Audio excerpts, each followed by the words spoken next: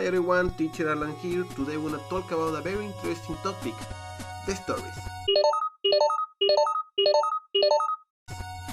But what is a story?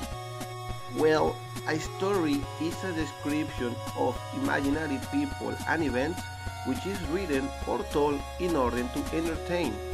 All the stories are divided in three parts: opening or beginning, body or conflict, and closure or ending. The opening or beginning is the first part of the story.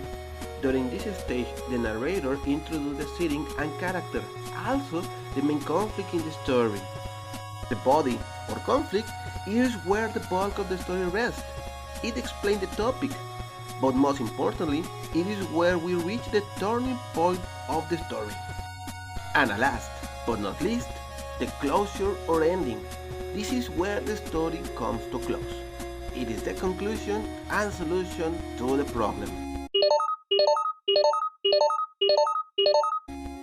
Most of the stories consist of 7 main elements: title, the name of the story; main character, the most important person of the story; supporting character, a person that appears in the story but not the most important; setting, place where the story happens; opening, part of the story with everything begins; body, part of the story with everything complicates; and closure, part of the story with everything ends.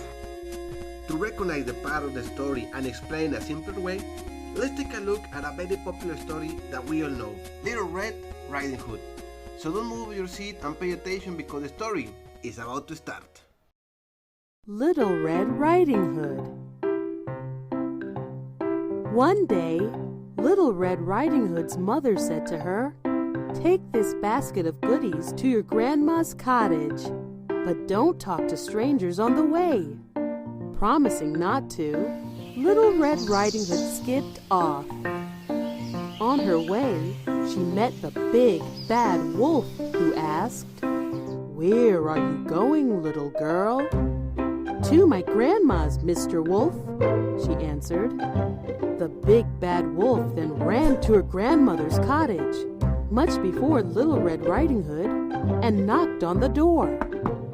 When Grandma opened the door, he locked her up in the cupboard. The wicked wolf then wore Grandma's clothes and lay on her bed, waiting for Little Red Riding Hood. When Little Red Riding Hood reached the cottage, she entered and went to Grandma's bedside. "My, what big eyes you have, Grandma," she said in surprise. "All the better to see you with, my dear," replied the wolf. "My, what big ears you have, Grandma," said Little Red Riding Hood. "All the better to hear you with, my dear," said the wolf. "What big teeth you have, Grandma," said Little Red Riding Hood. "All the better to eat you with," growled the wolf, pouncing on her. Little Red Riding Hood screamed, and the woodcutters in the forest came running into the cottage. They beat the big bad wolf and rescued Grandma from the cupboard. Grandma hugged Little Red Riding Hood with joy. The big bad wolf ran away, never to be seen again. The end.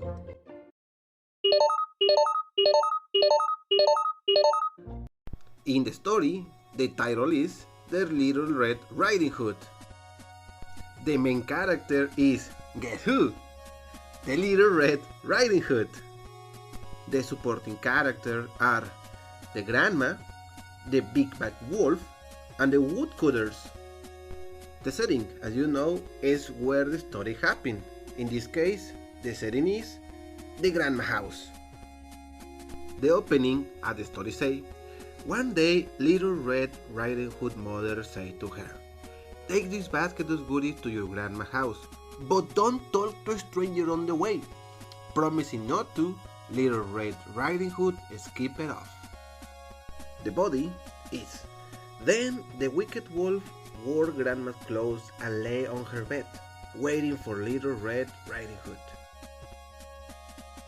And the final of the story, that is, that the woodcutter helped to the grandma and Little Red Riding Hood. Then the big bad wolf ran away, never to be seen again. Well, those were the parts and elements of the stories. Remember that it's important to review them and take notes of what we saw today. See you soon, kids!